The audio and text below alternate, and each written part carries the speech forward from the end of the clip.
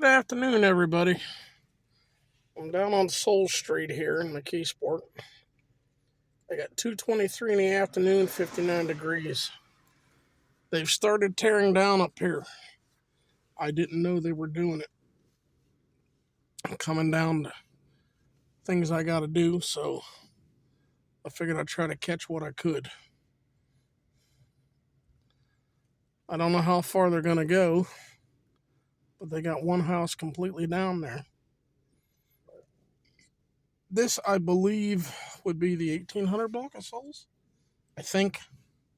I'm just above Beaver Street. I don't know what all they're going to tear, but there's the track hose sitting. Hopefully you can see some of what they've done. I don't have any traffic coming, so I can stay slow.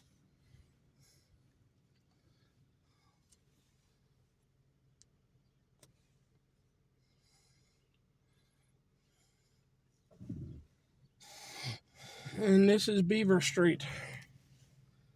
It's going to be a short one because I got some things I got to do. But just wanted to show it to you. And this one here that burned out, I don't know, it was the last summer or the summer before. It's still standing. Yeah.